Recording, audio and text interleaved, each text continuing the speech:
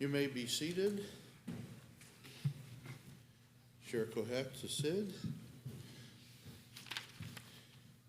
For me, it's always a pleasure as a Torah reader to hear Paul read Torah, but now I am much looking forward to hearing Paul share some words of Torah. Thank you so much. Shabbat Shalom, everyone. Shabbat Shalom. Welcome to Congregation Beth Torah. I'm a little hoarse, but that's the way it's supposed to be when you have a speech to make, I suppose. So, Parashat Eikev is the third parasha of the book of Deuteronomy. Eikev preceded by, last week, by Hanan. That parasha included a reprise of the Ten Commandments from the book of Exodus and also the first paragraph of the Shema prayer, perhaps the most widely known and recited prayer in Judaism. Eikev, this week's parashat, includes the second paragraph of the Shema, as has been pointed out by these wonderful folks we have here at Beth Torah that are so capable. It's beautiful. So, in Parashat Eikev, we have a narrator who continues on with what was begun in the first two parashiot of Deuteronomy. The audience is Bnei Yisrael. You're gonna hear me say Bnei Yisrael because that's often referred to in the Torah. It's the children of Israel, the people of Israel, if you will. So the narrator is quoting the prior words of Moses and of God during the wandering in the wilderness. Moses, as he addresses Bnei Israel through the narrator, has ascended Mount Pisgah to do as God has asked him, to look across the Jordan River and see the long-awaited promised land, which he will not enter. Even as Bnei Israel, the children of Israel, prepare to enter the land led by Joshua. Moses was informed that his life would end there on the mountain at the conclusion of Parashat Hanan, last time. So Moses, in the monologue of the narrator, proceeds to deliver sermons to Bnei Israel, describing how they should conduct themselves in their lives after he is gone. In other words, Moses is delivering a sort of a last will of moral behavior. He talks about observing God's laws and statutes and walking in God's ways. And if Bnei Yisrael will do as God commands, they'll be rewarded. Rewarded in the promised land with all the blessings of healthy crops, animals, healthy children, sustenance in every regard, prolific families, general prosperities. I guess we'd say living the dream. And Moses goes on to say, if they do as God has commanded, God will enable them to conquer various city-states or kingdoms which make up the land of Canaan. The Israelites are to displace the Canaanite peoples who have disappointed God in their sinful ways. And piece by piece, the Israelites will take over the land of Canaan.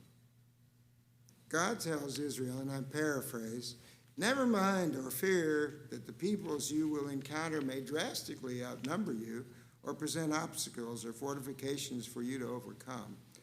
God is assuring you of victory.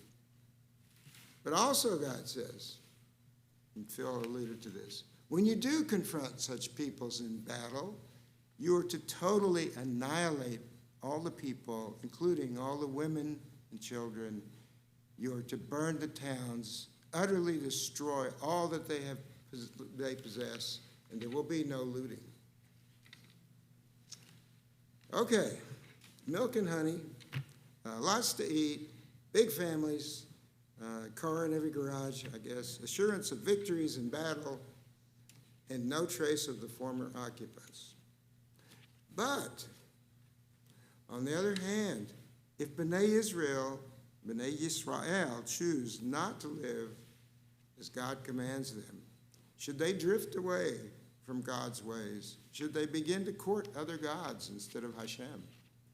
Then all the blessings which they would have enjoyed will dry up.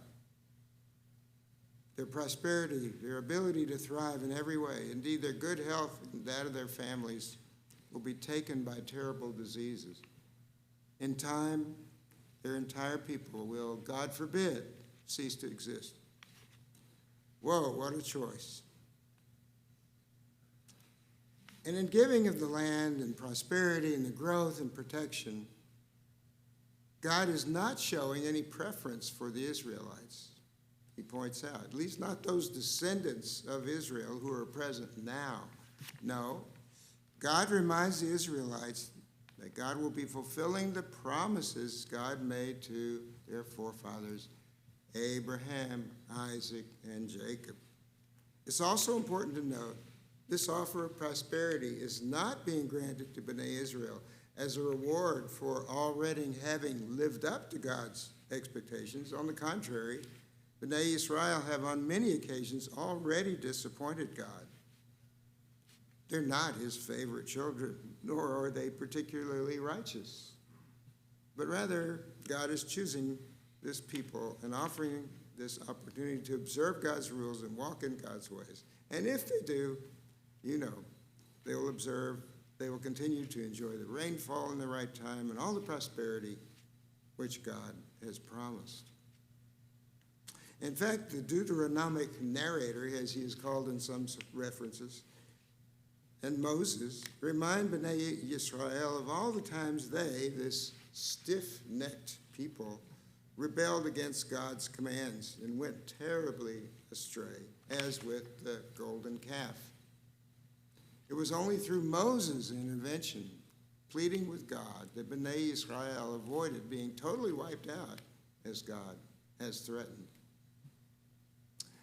Okay, that kind of sets the stage. So in the spirit of constructive analysis, I humbly offer the following observations and questions, perhaps, arising out of Eikev. At point one, I'm intrigued by the fact that Moses, after all he has done to lead his people safely out of Egypt, defend us from certain destruction by our very own God, deliver our sacred Torah, and lead us through the wilderness for, these 40 years. Moshe Rabbeinu, our teacher, as my father of blessed memory always respectfully referred to him, is being denied the privilege of leading his people into the promised land, and indeed of even entering the promised land himself. And why? We are told that Moses is being punished because he lost his composure for just a moment, somewhere way back there, and struck a rock, instead of some more gentle motion, I suppose, that God had instructed, to obtain fresh water for his people. Really? Is that all he did?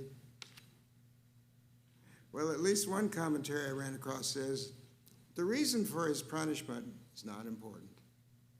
That's not the point. The message is, Moses is human and therefore prone to error. Moses is mortal.